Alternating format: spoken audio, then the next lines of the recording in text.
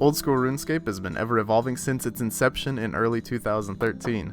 Now, half a decade later, it's a much different game thanks to the community's votes and polls which determine whether an update will get released or not. As someone who's played RuneScape since 2006 and played Old School RuneScape off and on since its release, I wanted to go back in time and take a look at some of the earliest polls ever voted on, to see how the attitude of the player base has changed and what updates largely influenced the game into becoming what it is today. So here is a list of the oldest polls ever conducted in Old School RuneScape, the first of which took place less than a month after the release of the game. So we're going to go through these, see what the questions were like back then, what features were voted on, what did and did not pass back in the day. And I might want to remind anybody who's not familiar with the old school polling system, you need to get a 75% yes vote to get something to pass. Anything below that will not pass, although they have stated that sometimes if something is really close to passing, they'll change it slightly and re-poll it. So let's start off with the first poll, the old school feature poll number 1, which took place in March of 2013. A few mostly quality of life updates. They polled whether people would want to replay the Easter event from 2007. Mostly voted yes on. Unidentified herbs are changed to become grimy herb. Was voted no, with 47.9% of the vote being no. Very interesting because nowadays it is changed to grimy. I don't know exactly when this change was made, but clearly the community for Old School had a very different opinion back in the day. Command to toggle the visibility of roofs passed overwhelmingly, and a bunch of other quality of life updates like pressing tab to reply to a private message, right click on a private message to reply, add a free world for PKing in free-to-play, which did not pass the poll, lost by about 5% of the vote. And this one right here is incredible. Your run mode setting is remembered across logins. So for about a month after Old School was released, it would always start you walking when you logged in, which is just absurd. Another big one is left click on bank booths for direct access to your bank, which did pass, surprisingly. You used to have to right click on the bank booth and hit use quickly, but nowadays you could just left click on it. So pretty mild first poll. Most of the things passed, most of which were just quality of life. Then we have the second feature poll, which we've got some additional old school worlds will be added, basically PvP worlds for free-to-play. It seems like they pulled this again, which members only, but free-to-play only gear. This is interesting. It did pass with 84.5% of people voting yes. Then we have improved pathfinding to prevent bugs from where players would just run around and dance around large NPCs while trying to fight them. Obviously this passed. This is one of my favorites. Most of you guys probably don't remember this, but when you used to train at agility obstacles, you could only have one person going through the pipe at a time, which would make it extremely inefficient to train agility on a world where there are other people doing the course. But it seems like they fixed this rather quickly. 92% yes. This one, holding down the mouse wheel button will allow you to rotate the camera like the arrows keys do. This did not pass. 36% of people voted no to this, which is very strange in my opinion, as this is the main way I control my camera nowadays in Old School, and I can honestly say I probably would not enjoy the game very much if I had to use my arrow keys to turn the camera like you did back in the day. It's a lot more convenient, and I'm surprised that it didn't pass the poll back in the day. This one's interesting as well. If a world is full, players trying to log in will be placed in a queue rather than having to repeatedly log in until there's space. Did not pass. I guess that interfered with the Old School feel too much, and I can kind of see where people are coming from with that.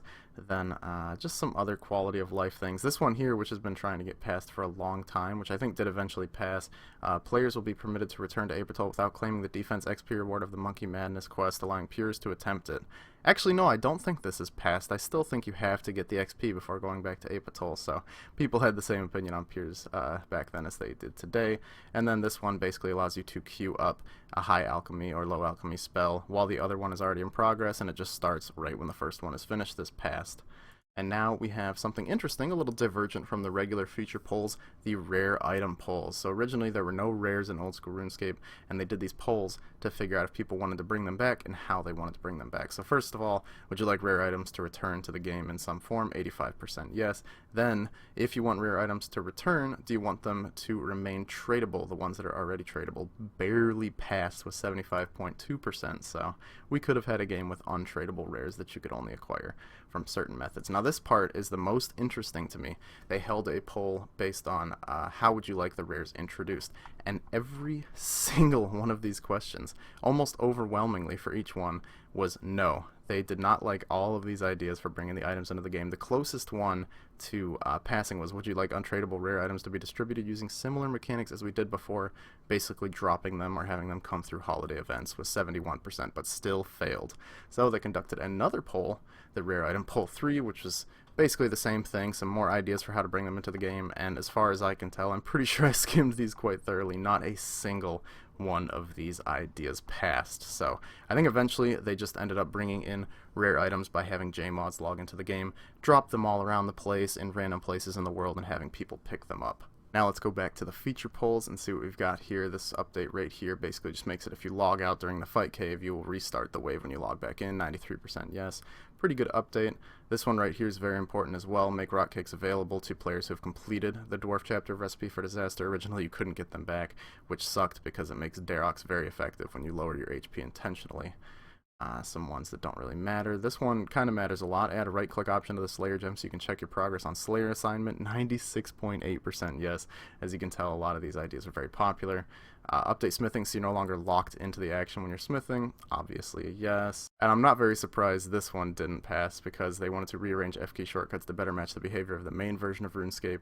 And if you guys know people's attitude towards EOC, just saying the words main version of RuneScape would basically guarantee that this would not pass the poll. So taking that out of there, maybe some people would have been a lot more open to it, but yeah, not if you're going to put main version of RuneScape. So poll number 4 has come out, and just looks like a lot of quality of life updates. Some things that, you know, make the game a little nicer, but nothing too game-changing as far as I can tell. This one is interesting. I actually don't remember this happening at all, but it says magic carpets will allow you to take a ride without emptying your right hand, and the right-click option will allow you to skip straight to the choice of destinations. I did not know you had to empty your right hand to ride on a carpet back in the day. And another one that was kind of interesting was that when you put items in a compost bin, it will automatically keep adding them, which also passed. Originally, you had to click on each item that you wanted to throw in the compost bin and use it on it, which sounds like a major pain in the ass. Very glad they changed it. Now, here is the biggest, most controversial poll, in my opinion, that happened in 2013. Well, maybe not the biggest, but definitely the most controversial, at least nowadays. The new minigame will be developed and added to Old School Runescape with the features described in the latest developer blog, and the minigame they are talking about is Nightmare Zone. This passed with just about 2.4% of the vote, over 75%, and people voted to have it placed in Yanil, voted to have it named Nightmare Zone. Two names that I think are absolutely terrible almost passed Nightmare Zone. Dom Onion's Cave with 21% of the vote, and Dream Arena with about 21% of the vote. Can you imagine if Nightmare Zone was called Dream Arena? It would really feel like a RuneScape private server, in my opinion, at that point. Next up, we have a bunch of rewards that they wanted to put in here, which did not pass, such as Tier 50 melee range their magic armor, Tier 65 melee range their magic armor, something that would have been ridiculously overpowered and would have truly ruined the rune crafting skill, in my opinion, is this poll question. Assuming that the new minigame is created, its rewards should include teleport scrolls that take you to any rune crafting altar. Imagine if that had passed the poll and these scrolls were tradable. The XP rates you'd be able to get with rune crafting would be absolutely insane, and the pace at which people would craft these runes would be insane as well. So I don't know what kind of effect that would have on the price, but I know that training this skill would be a lot easier, and honestly, maybe nowadays that would pass a poll because people truly hate rune crafting, but I don't know. Some more quality of life updates, and an interesting one here. The Herbalist and Nardal will combine potion vials into 4-dose vials, including banknotes. Previously, to make your potions into 4-dose potions, you had to right-click, hit use, and use them on another one to fill it up to 4-dose, as you always make 3-dose potions. So this definitely was a huge quality of life update and made the game a lot easier. Here's another poll with some quality of life updates, including some for Castle Wars. This one allows you to use your Ava's device on Lanthus to save arrows in it, altars in the respawn rooms to recharge your prayer, barricades, which are barricades having a burn and extinguish option to set them on fire and put them out, changed the game significantly, I'm sure. And this one is very cool. Players will be able to pay an in-game character to switch their respawn point to Edgeville. That in-game cost ended up being 5 mil, and I'm sure that gold sync has taken a lot of money out of the game. I'd be very curious to hear Modlottie say exactly how much gold this update from 2013 has taken out of the game. Make the cannon easier to set up passed as well, and a merchant standing near respawn points letting you buy untradeable items like barrels, gloves, barrel chest anchor, ectophiles, stuff like that you would commonly use in PKing or you would get from achievement diaries or quests that you might lose. This did pass. Many of you guys know upstairs in the Edgeville General Store, I think, on PvP Worlds at least, there's a guy that sells a lot of these things back, at least the PvP items. Next up we have the poll number 7. This poll has a lot of standard quality of life updates, including making the Edgeville respawn point feature available on free-to-play, which helps sink gold, I'm sure. Disabling confirmation messages on the plank make spell. remembering swap/insert mode over logout in the bank, and some pretty controversial ones down here. Now let's check them out.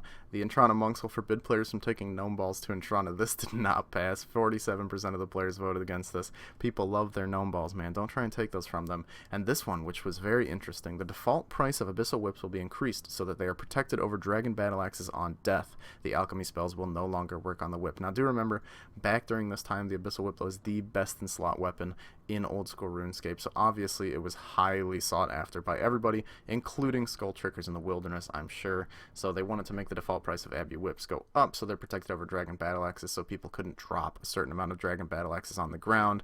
Someone would pick it up in the Wilderness and it would protect those over the whips so they could scam people out of whips without sculling them. This did not pass a poll. I assume people voted against it because either they liked, tricking people in the Wilderness and getting their whips, or they didn't like the alchemy spells will no longer work on the whip, which I thought was kind of a weird thing to even throw into the poll. So I suppose I can see why this didn't pass. Now, a really nice update I see here. Players will be able to win fire capes in the fight cave even if they already have one, and the fight cave attendant will buy unwanted fire capes for 8,000 Tokkul. I was unaware that there was even a point in history where you wouldn't obtain another fire cave for beating the fight caves. It seems like that's kind of a strange design choice, and I'm very glad this one was polled and passed. And it looks like they tried to do the Abyssal Whip update to Glory Amulets and Waterbirth Island Rings, also known as, the Berserker Ring, Archer's Ring, Seer's Ring, and Warrior's Rings. They wanted to increase their price so they were protected over certain items that were commonly used to scam people. It looks like they use skill capes, that's interesting. I guess that wasn't really a scam, more or less just player mistake. And then the rune plate bodies for these ones, I guess, might have also been player mistake. Come to think of it, I can see why people were mad about the Abyssal Whip and Dragon Battle Axe thing, because people would commonly bring Dragon Battle Axes to use the spec to increase their strength level. So maybe it wasn't all about dropping things and tricking people in the Wilderness to PK their whips from them, but I'm sure that had a little bit of an effect on that. Next up, the 8th poll, which took place in August. A couple things here that made skilling a bit easier for people. A use all option when using bones on a POH altar. I assume you used to have to use every bone manually. Humidify spell will turn clay into soft clay. A deposit box added near the Entrana boat at Port Sarim. Honestly, one of the best updates in the game. Back in the day, if you messed up and you brought a weapon with you while trying to board the ship to Entrana, you had to run all the way back to Edgeville, bank your gear. I'm sorry, not Edgeville, Draenor. Bank your gear and then come back to do it. It was super annoying. You can grow more spirit trees. Get your Calquat trees protected, and a chat channel. This will use green text for players on the same world as you. Interesting. Now we're on to the juicy stuff, the biggest update of 2013, God Wars Dungeon. They initially had a poll asking which of these updates is a priority for you: Clan Wars, God Wars, PvP Worlds, or Wilderness Tag. I have no idea what Wilderness Tag was, but overwhelmingly the community voted for God Wars Dungeon. Even in the second part where people were supposed to put their second most priority, God Wars won by a long shot. So secondly, they had a poll on God Wars and Banks. It's weird that they decided to include these into one, but a lot of quality of life updates that we all know and love today for the bank, such as the search button. It looks like they increased the capacity of the bank a little bit. Withdraw X will continue to remember how many you withdrew before, so you can always keep withdrawing like 100, 150, whatever you choose. The Deposit All button for your gear and inventory. An update where I can see where they were coming from, but I just don't think this really would have worked. It says after you've killed another player in a single-way combat zone in the Wilderness, you'll be protected from other players' attacks for 10 seconds. You will not be permitted to log out during this time. The protection only applies to the player who got the loot, not to any other players who helped with the kill. It's an interesting idea to stop PJers or people just coming to kill someone who just finished the kill, but it's not a very old school feel, and I'm pretty glad this didn't pass the poll, as it would just feel a little clunky in my opinion. Here we go, the meaty stuff. The God Wars Dungeon will be released, passed with 88.6%. Then they polled broadcast messages, which passed, the teleport option on the altar, which passed. They actually tried to poll having Spiritual Warriors, Rangers, and Mages Slayer tasks be assigned more frequently for the first month after launch and then reduced to a normal rate. Very weird.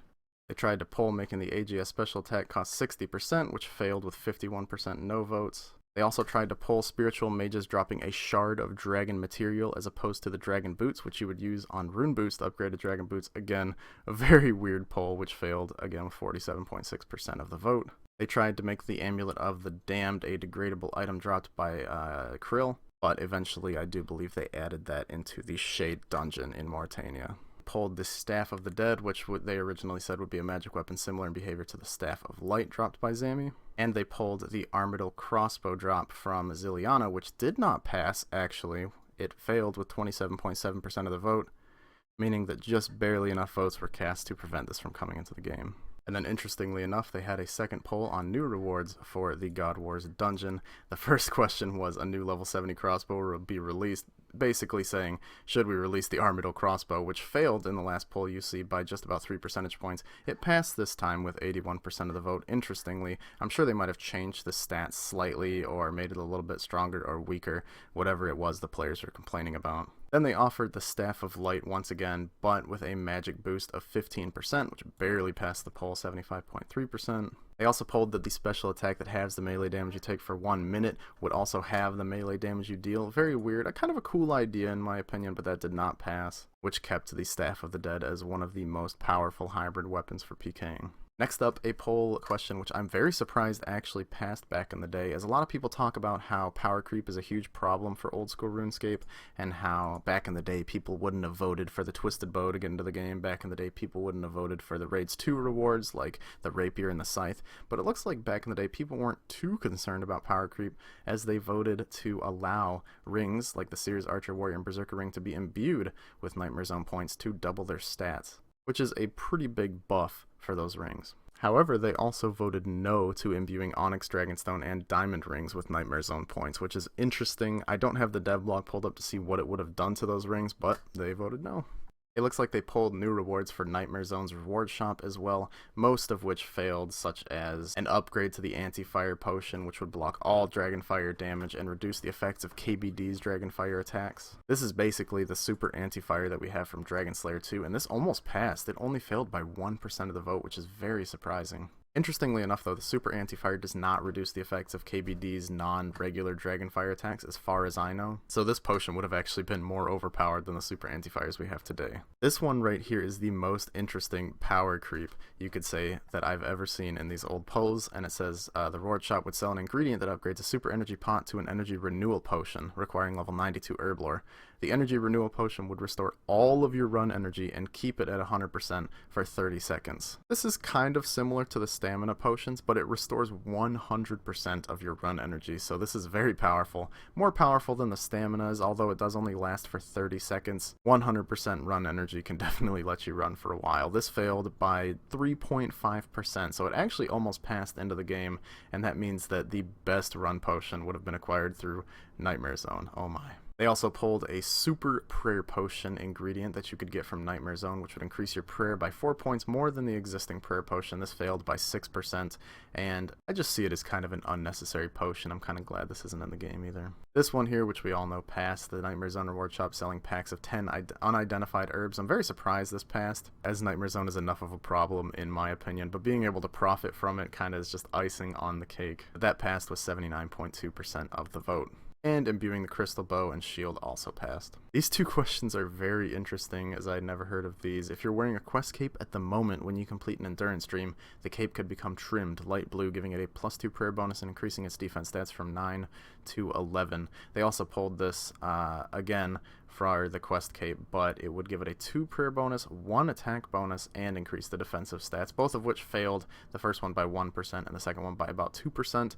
I don't know, this is kind of weird that the cape just magically becomes buffed by completing an endurance stream, or a hard endurance stream for the second one. We've got the Scrolls of Redirection, which barely passed the poll, and then they pulled the imbuing of Black Masks, which would give the 15% bonus of your accuracy and max hit to melee and ranging, and the 15 accuracy bonus to magic. This passed with about 81% of the vote, and we have just some more weird suggestions, like the Nightmare Zone reward shop should sell a cosmetic cow mask. The mask would be untradeable. I kind of would have liked this one, but it failed by 2% for some reason. They tried to offer a lot of herb lore secondaries to be sold in the Nightmare Zone shop, such as Mortmire Fungus, Unicorn Horn Dust, Desert Goat Horn Dusk, Wines of Zamorak, Swamp Tar, Limpwort Roots, and Vials of Water. The only which of those passed is the Vial of Water. Selling these in the Nightmare Zone shop would have meant that today the prices of things like Wines of Zamorak would be much lower than they are, and the Mortmire Fungus money-making method would be gone. Just a couple more polls and then we're done with 2013's polls. We have Krill's magic weapon. They voted on what version of the weapon should they use. Basically all this affected was the cosmetic appearance of it and the name of the weapon. Staff of the Dead won with 25.6% of the vote, and coming in a close second, Staff of Darkness. The 11th feature poll put in some quality of life updates and PvP worlds. The quality of life updates were mostly nice, and all of them passed, it seems, except for an extra button will be added to the options menu, allowing you to change the attack option in PvP to a left-click fight option, which barely failed, I might add. Then with PvP worlds, they polled that 2 of the existing old school game worlds will become PvP worlds, which passed with 84%.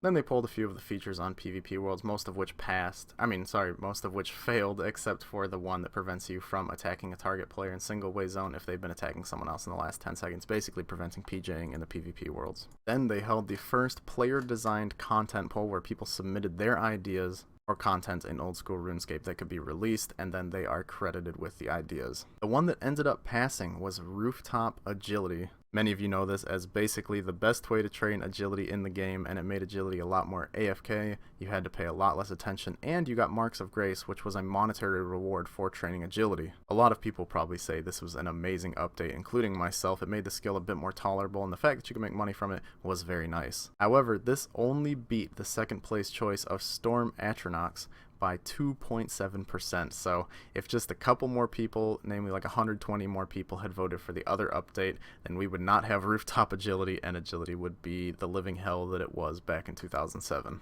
So thank God for that. And then they polled to release the Rooftop Agility courses and the new agility outfit known as Graceful, which did pass. Graceful is probably one of the most overpowered overall updates released to the game. It makes it so your run energy drains slower and your run energy restores much faster, I believe, when you wear the full set, that is, and the whole set acts as weight reduction, which makes things like the Boots of Lightness and any other weight reduction gear in the game null and void. Then they had a few more quality of life updates that didn't have huge effects, except for a couple like God Swords have no stab attack bonus, yet they have stab as their accurate combat mode. Change this to crush. This is a great update in my opinion. I did not know that they used to stab. If you don't understand how combat accuracy works, basically their attack bonus, such as stab or crush, determines their accuracy, and since the God Swords had no stab attack bonus, if you used it on stab, they would be very inaccurate. So it's a good thing they fixed this. And here's another big one that affected polls for the rest of the future of the game. A skill total of 280 will be required to vote in future polls. This passed with 84.5%. This is a great update as it prevented people from making bot armies that could instantly vote in the polls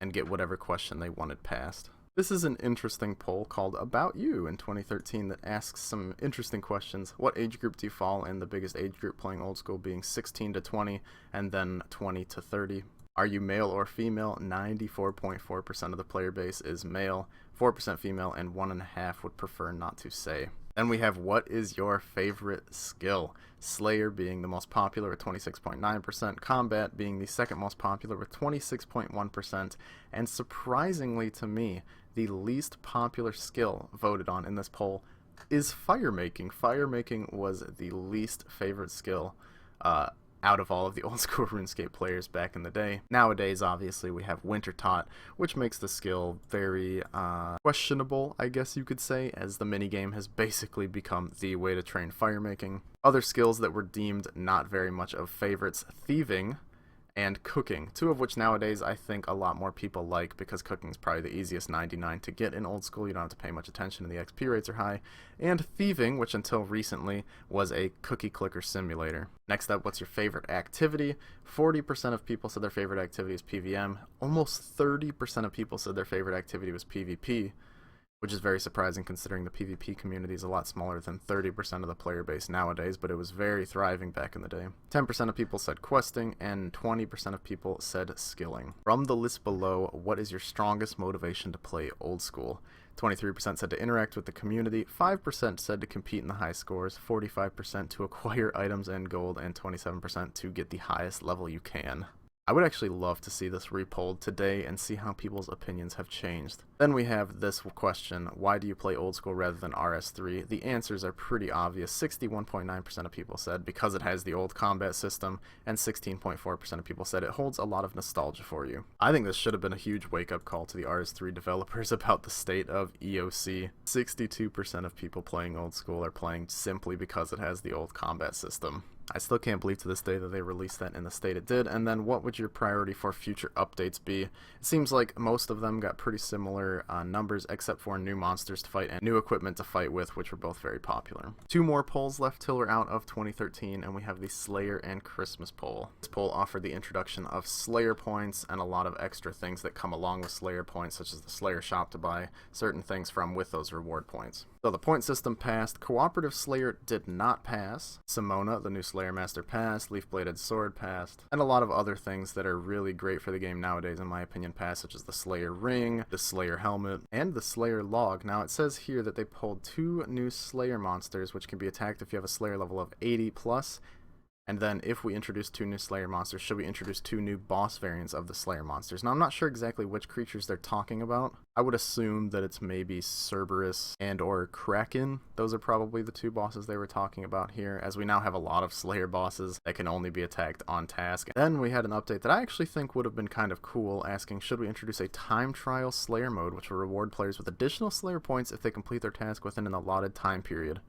This failed by just about 4%, and I actually think this would be a lot of fun if there was a special Slayer Master that gave you a task and then told you complete it in this amount of time and get extra Slayer points. A few more quality of life updates, including digit grouping and commas for your XP pop-ups. I can't imagine how bad that looked without commas before. And a log of fairy rings to be added and allow the dials to be turned in both directions. I forgot about that you would only be able to turn it in one direction. So if you messed up and went one too far, you had to turn that bad boy all the way around again to get to the letter that you wanted originally. And then something very, very interesting. Should God Wars pets be added as ultra rare drops to the God Wars bosses? This failed a poll by just about 4%. Obviously nowadays we have God Wars pets, but it seemed the sentiment back in the day that pets were not exactly a good idea for the community. At least that idea was held by about 30% of the community, which were the true old schoolers who didn't want RS3-like updates introduced into the game. And then the last poll of 2013, and in my opinion one of the most depressing polls to ever take place in Old School's history, the minigames poll. So first off, they offered the minigame matchmaking system to help you find other players to play group minigames with. This did pass the poll, but I feel like it hasn't exactly been implemented in the best way possible. It's still kinda hard to play minigames except on the specific worlds, and even then, most of the minigames are absolutely dead content. So in the future, maybe a minigame revival could be cool. And the second question, which is where all the depression comes in, should we introduce a minigame reward shop where you can use points and tokens from multiple minigames to purchase new items? This passed with 83% of the vote, and so you would imagine a lot of cool new rewards would be coming, and that this minigame reward shop could revive those dead minigames I was just talking about. However, every single reward offered to be from the minigame reward shop failed, so there was no incentive to even add this minigame reward shop, and as far as I know, they didn't conduct another poll as to what rewards could be put in the minigame reward shop. It seems like the idea was just completely scrapped and is gone and non-existent to this day. A lot more quality of life updates and a couple Castle Wars updates were polls, including some really weird ones like should we allow players to buy bandages which work outside of Castle Wars the same way as they do in Castle Wars. Don't know why they would think that's a good idea. And then if you kill 5 or more players without dying in Castle Wars, would you like to be buffed, which will increase the damage you deal and make you more difficult to kill? This actually sounds like an interesting idea that could make the game a lot more fun, but it gives the landslide effect to Castle Wars, which means that if a team is already doing good, they become more powerful and makes it even harder for the other team to win, which I don't think is really good for the minigame. Then they pulled a lot of interesting updates like Fighter Legs, which is just like the Fighter's Torso or the Fighter's Skirt, but you get a +1 strength modifier. This did not pass the poll, it failed by just about 3%. They pulled to remove Split Bark Armor's defensive requirements, which did not pass. They pulled adding a couple people to the Contact NPC spell for Lunar Spellbook, which passed with big support. This is also when they pulled packs to certain stores. Fishing and Herblore were the first one to get these. They were packs of 100 vials, feathers, or fishing bait to make it easier to buy these in large quantities. A pretty good update for the game, especially for Iron Men, which I don't think were out at this time, but when Iron Men did come out, I'm sure they all appreciated that this update was released. Pretty big one here. Should the game applet show your current health, prayer points, and run energy on icons near the midi-map?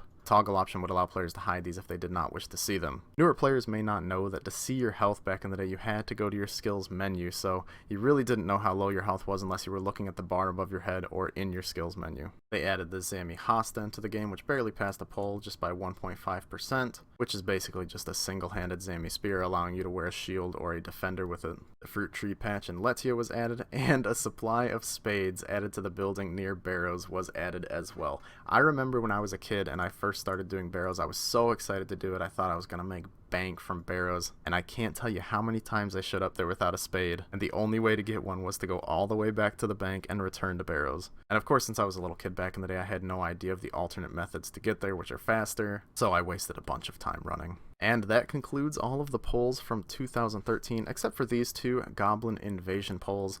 This was basically just a mini event that took place for a little while in 2013 where you would fight this giant goblin with the event RPG. Yes, there is an RPG in Old School RuneScape. And then another one where you would take down the High Priest, and they would just drop resources as rewards. It wasn't insane money per hour. I think I saw a video on YouTube where somebody tested it, and it was about 150,000 gold per hour. So maybe back in the day for a new player, it was really good, but it was just an interesting event. And that is all I have to say about these poll questions. It was pretty fun checking these all out, and let me know what you guys thought of the video. Let me know if you enjoyed this. Maybe I'll do this again for some of the future years of polling. And if you would like, you can check the comments, and I will leave a comment with a link to a survey I made where you can let me know what you would vote on these questions if they were polled today. Anyways, thanks for watching the video, guys, and I will see you next time. Goodbye.